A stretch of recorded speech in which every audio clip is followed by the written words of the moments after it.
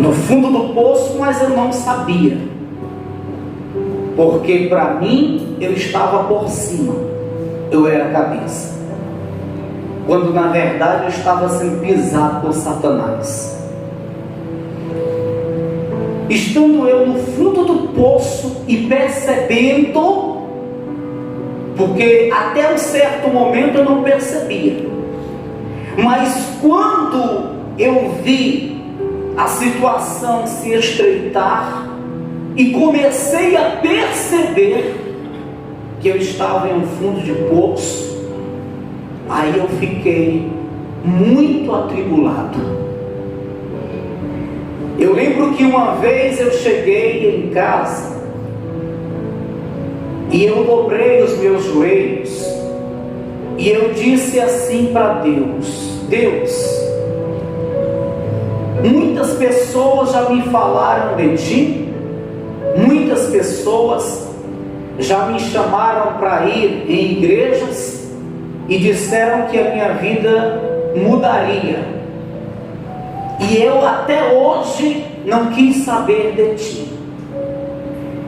Mas se o Senhor me livrar dessa multidão de pessoas que estão querendo tirar a minha vida, então eu serei crente com essas palavras. E nunca deixarei os Teus caminhos. Eu serei crente e nunca deixarei os Teus caminhos.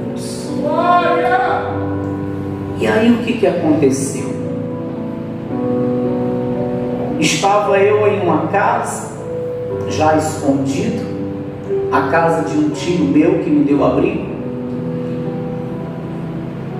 E aí algumas pessoas invadiram a casa dele com uma arma impune para me matar, mas nesse exato momento eu não estava lá. Tive o primeiro livramento de morte. Me mudei para outro lugar, outra cidade, e estava escondido em uma casa de minha sogra. E aí, quando menos espera, para um carro na frente, um monte de homem desce, invade a casa com arma impune, e nesse exato momento eu não estava dentro da casa. Segundo livramento. Mudei para outra cidade, e nessa outra cidade, qual mudei, eu estava disposto a mudar de vida, eu queria sair daquela situação.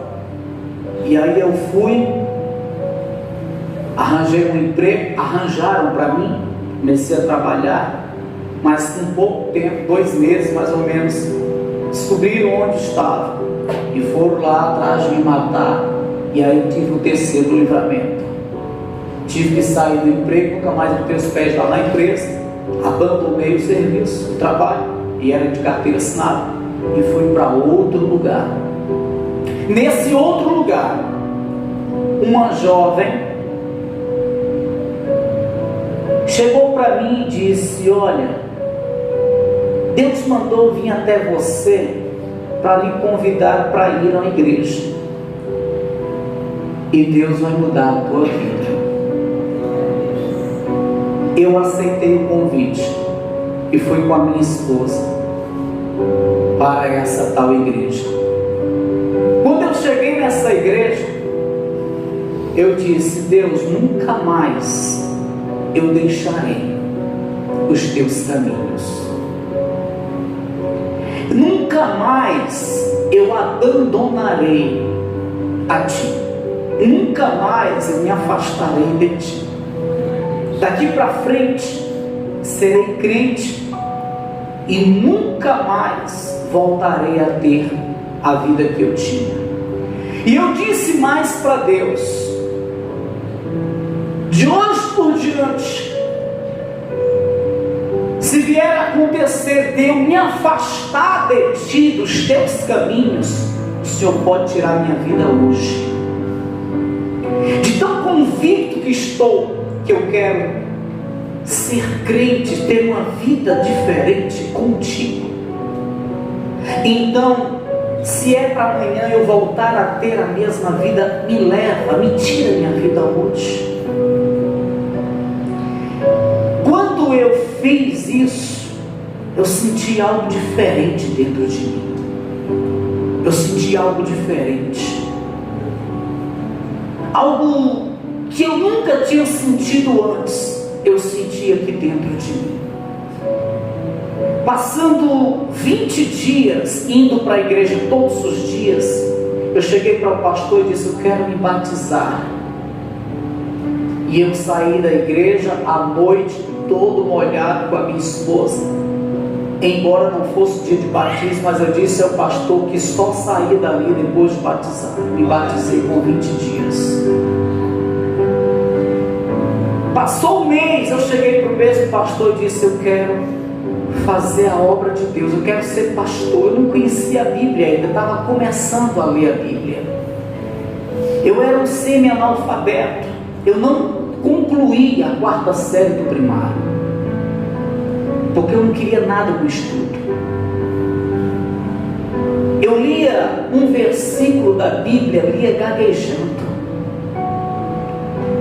Mas eu disse para o pastor: eu quero ser pastor, eu quero fazer a obra de Deus, a minha vida agora vai ser para servir a Deus. E aí o pastor, usado por Deus, me provou. Disse: você quer? Então venha para a igreja 11 horas. E quando eu chegava na igreja 11 horas, eu morava a 3 quilômetros da igreja, em uma vilinha escondido.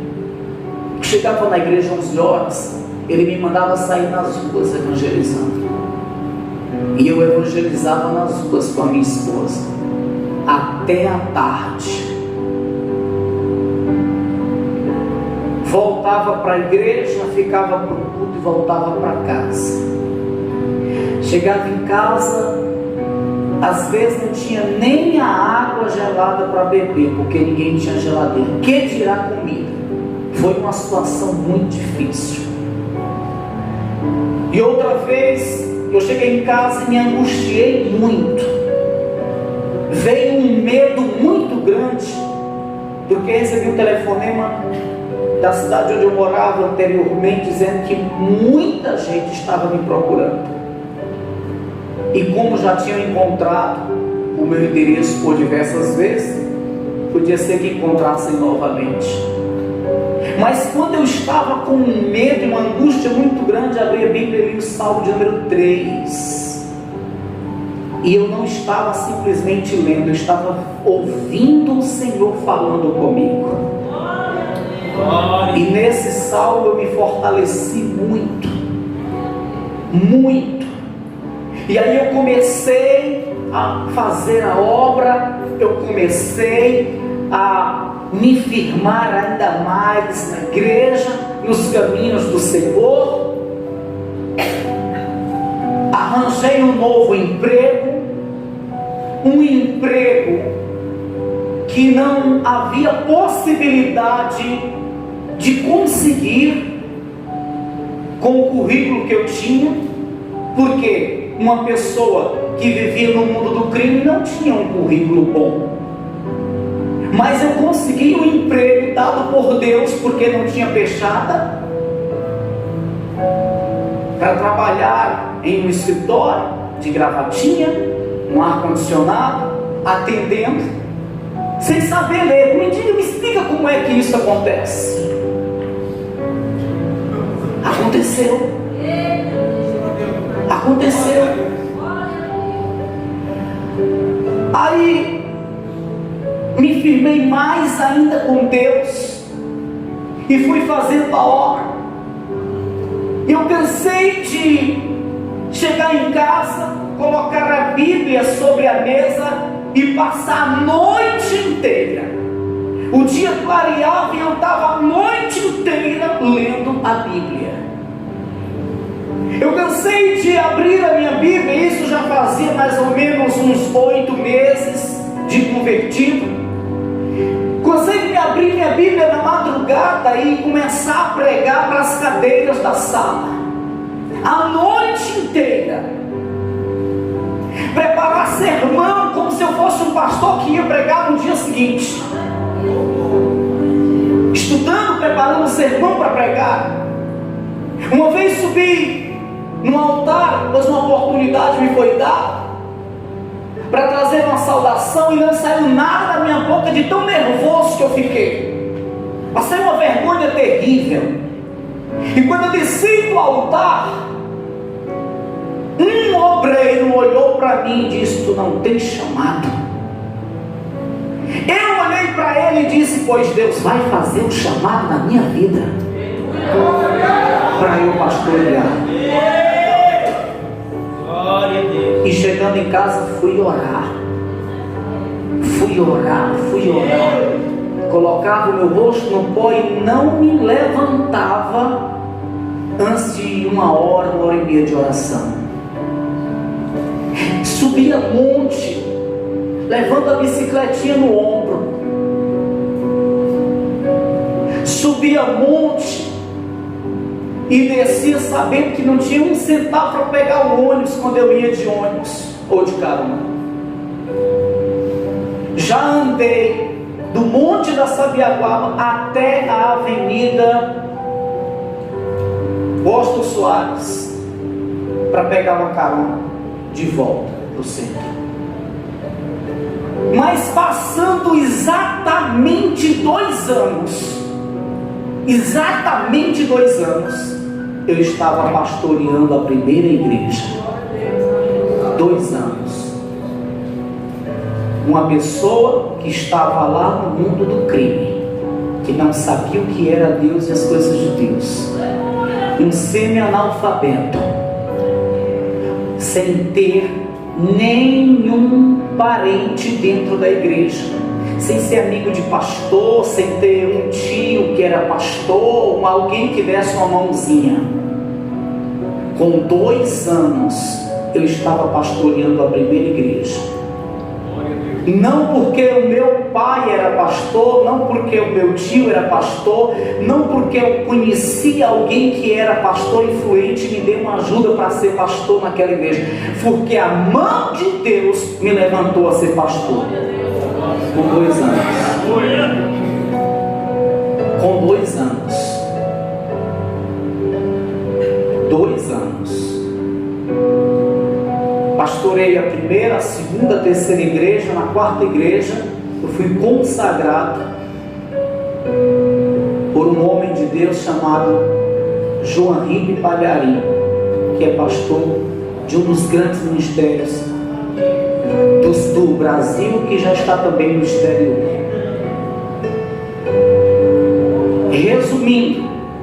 Resumindo, faz justamente 16 anos que eu faço a obra de Deus e tenho visto Deus me honrar.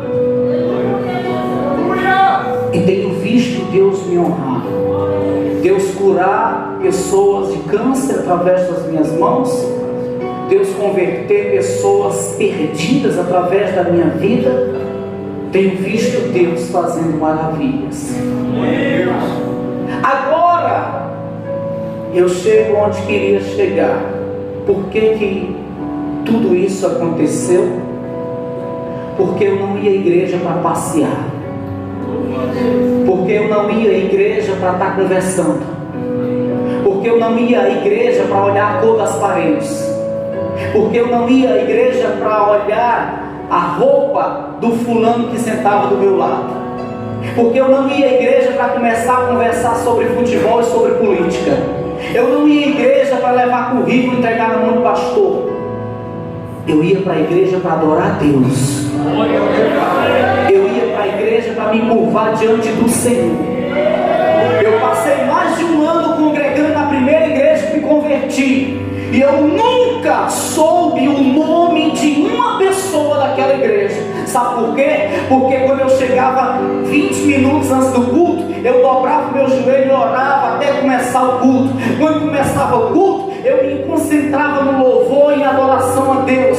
Quando terminava o louvor, eu me concentrava na palavra, porque eu queria que Deus falasse comigo. E eu voltava para casa cheio da graça, cheio da unção. E o culto que eu começava na igreja eu continuava na minha casa. Escuta, hoje a coisa está diferente. Tem gente que quer ter a sua vida transformada, tem gente que quer que Deus mude sua história, mas chega na igreja e não se concentra e não se liga com Deus. Chega na igreja e passeia e conversa e fica disperso e não sabe sequer o que está se passando naquele culto, o que Deus está falando naquele culto. Não sente a presença de Deus. Mas por quê? Porque chega na igreja e não se liga com Deus. Chega na igreja e fica passeando. Chega na igreja e fica conversando. Chega na igreja e não tem reverência ao Todo-Poderoso. Mas quer ter a sua vida transformada, mas quer que Deus mude a sua história. Irmãos, vamos acordar. A palavra de Deus diz: aos que me honram, honrarei. Você quer ser honrado por Deus, honre a Ele primeiro. Você quer ser honrado por Deus, honre a Ele primeiro. Você sabe quantos dias eu ia para a igreja? 7 dias na semana. E alguns desses dias eu ia 2 vezes. 2 vezes. Você sabe quantas vezes já pastoreando, terminando um culto maravilhoso, avivado, igreja cheia, eu chegava em casa com a minha esposa e não tinha nada para comer? Não deu para contar quantas vezes. Eu era o responsável de contabilizar todas as ofertas e dízimos e depositar na conta do ministério que ia para São Paulo no dia seguinte, porque lá era a sede do ministério. E eu sem ter nada para comer em casa, e eu nunca tirei R$1, porque eu sabia que não me era permitido tocar naquele dinheiro. Eu tinha que esperar chegar o dia do ministério me dar minha ajuda de custo. Sabe o que é isso? Temor de Deus. Glória a Deus. Fidelidade a Deus.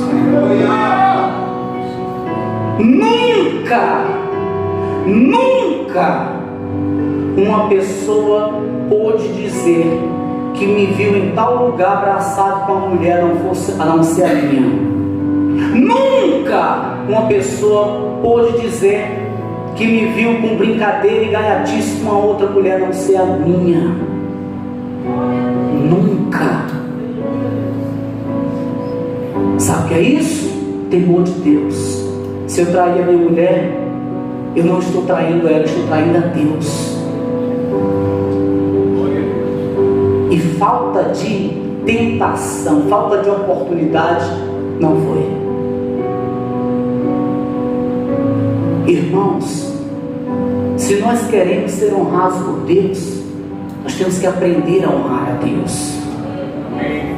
Pastor, é perfeito? Não. Sou cheio de falhas. Mas escute uma coisa: eu busco a perfeição. Sou cheio de falhas, mas eu aprendo nas minhas falhas. Nunca, depois que me converti, eu coloquei sequer um gole de vinho na minha boca. Nunca, depois que me converti, eu coloquei sequer um cigarro na minha boca. Nunca. Sabe o que é isso? Compromisso com Deus, temor a Deus. Irmãos, nós queremos que Deus haja na nossa vida, que Deus manifeste o seu poder na nossa vida. Então por que não honrar a Ele? Quando eu subo aqui no altar, e eu digo: você está preparado? Se Deus viesse agora para te levar, você está preparado? Eu digo isso porque eu tenho autonomia de dizer isso, porque eu estou preparado. Evidentemente que eu não quero ir agora, porque eu creio que ainda tem uma obra muito grande para Deus realizar através da minha vida nessa terra. Mas eu estou preparado espiritualmente.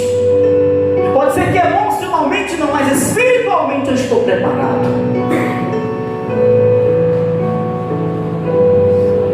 Sabe o que é isso? É compromisso com Deus. Não estou falando isso para me exaltar, como disse, eu estou com a mensagem aqui para pregar, mas eu senti de Deus de estar falando isso. Glória a Deus. Porque tem muita gente que exige tanto de Deus e não faz um terço do que é para fazer. Exige tanto de Deus, mas não faz um terço do que é para fazer para o Senhor e diante do Senhor. Irmãos, vamos despertar. O Deus de Abraão, de Isaac, de Israel é o mesmo hoje, ele não mudou. O seu poder não diminuiu ao longo dos anos.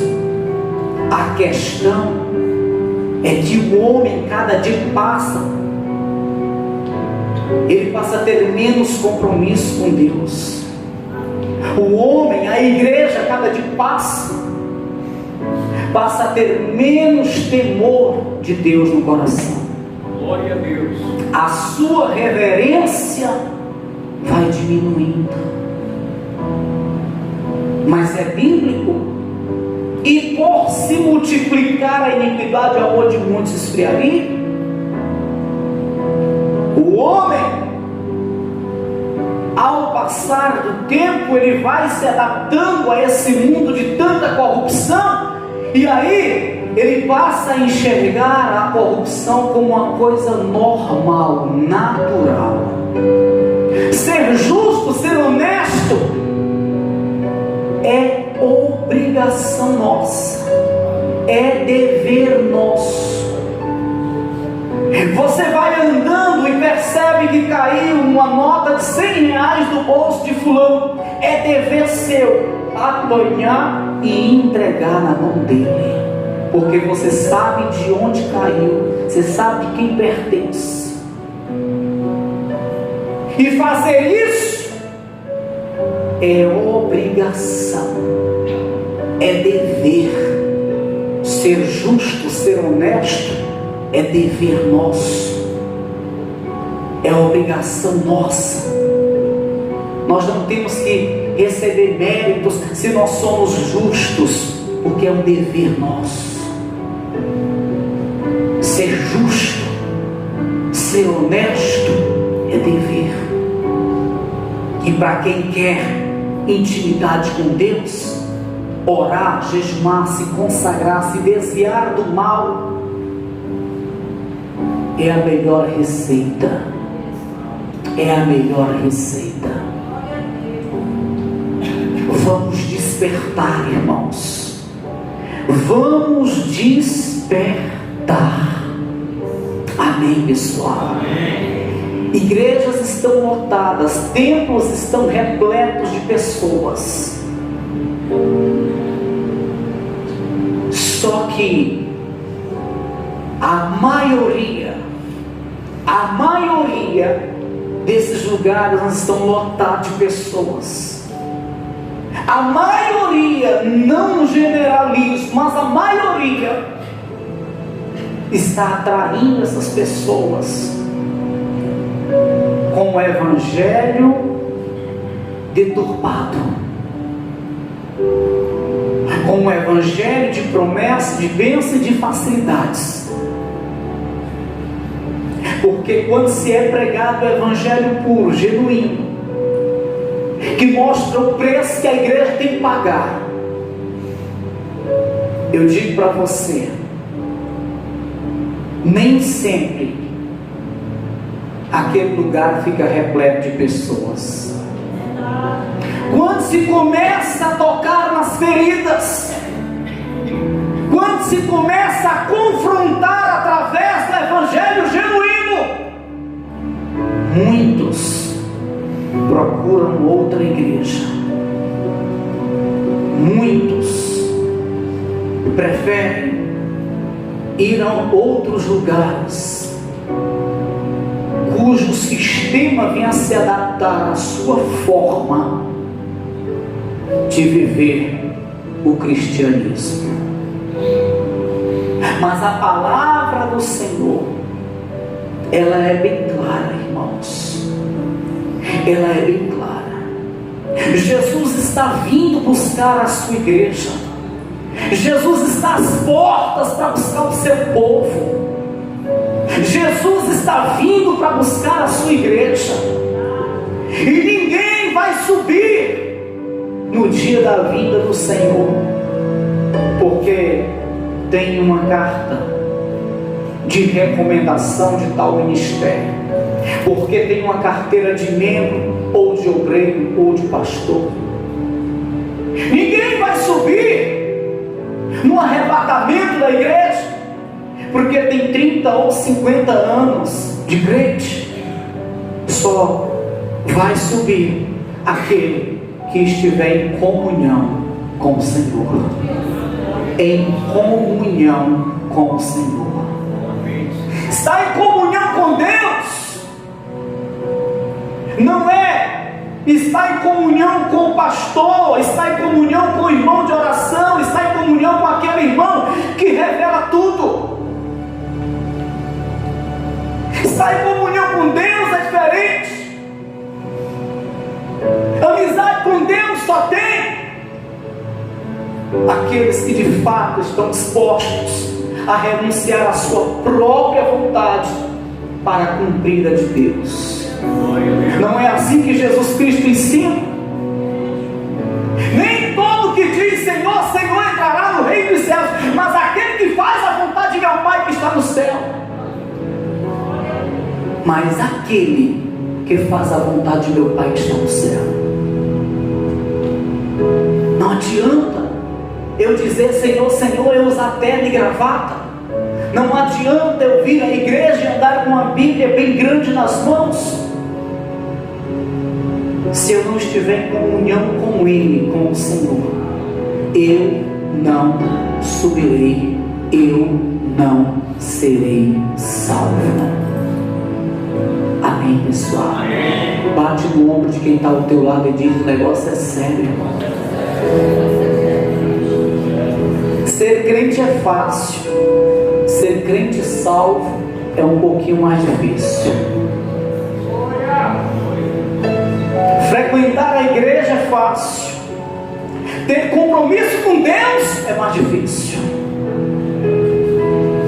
Mas se eu quero a minha salvação, se eu quero que Deus transforme a minha vida, se eu quero que Deus mude a minha história, se eu quero que Deus me honre, então eu tenho que de fato analisar direitinho como eu estou na presença de Deus.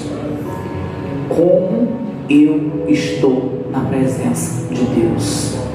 Porque é fácil analisar a vida daquele fulano, daquela fulana, como ele está na presença de Deus, como é que ela está. Agora o difícil é olhar para a própria vida. Como eu estou. Amém. Qual é a minha intenção em vir à igreja? Qual é a minha intenção? Com que intenção eu estou aqui nessa igreja? Qual é a intenção do meu coração? Ei, o fulano à direita, à esquerda não sabe, nem muito menos o pastor, mas Deus sabe. Qual é a intenção de todos nós? Qual é a sua intenção? Não esqueça disso, Deus sabe. Qual é a sua intenção? A tua intenção é de formar uma amizade com alguém? É de apenas arranjar um emprego? Qual é a sua intenção em estar aqui na igreja? É de arranjar uma namorada ou namorado? Qual é a sua intenção? Deus sabe qual é a intenção que está aí no teu coração, como sabe qual é a minha intenção. Deus sabe. E deixa eu dizer uma coisa para você: nem sempre Deus ele vai intervir. Às vezes Deus vai deixando, mas isso não significa que Deus está aprovando. Vai chegar uma hora que Deus vai te chamar a atenção. Vai chegar uma hora que Deus vai dizer: o que tu está fazendo? O que tu está fazendo? Durante esses anos que estou pastoreando, eu já vi coisas terríveis. Pessoas dentro da igreja se prostituindo, pastores que pregavam usando droga, pessoas dentro da igreja que tinha relacionamento com outras mulheres no adultério. Pastor que estava no altar impondo a mão sobre a cabeça das pessoas em programa de rádio, isso e aquilo, uma sabedoria imensa, culto, várias formações, com igrejas do exterior, no homossexualismo. Mas não vai muito longe. Tem uma hora que Deus está bom, basta, chegou por aí. Esse do homossexualismo foi assassinado. Era uma pessoa que eu conhecia muito. Outros, um que roubava, foi preso. Irmãozinhos que estavam na igreja, levantando a mão, dizendo: Deus está dizendo. Depois estava lá na mesa do pau, o diabo pisando nele. Deus não se deixa escarnecer. O que o homem planta, ele vai colher. Ele vai colher. O que tu plantar hoje, amanhã é o que tu vai colher. Deus não se deixa escarnecer. Então eu te digo: vigia, vigia. Tu está sendo monitorado pelos olhos de Deus. O teu coração, os pensamentos que estão dentro do teu coração estão sendo monitorados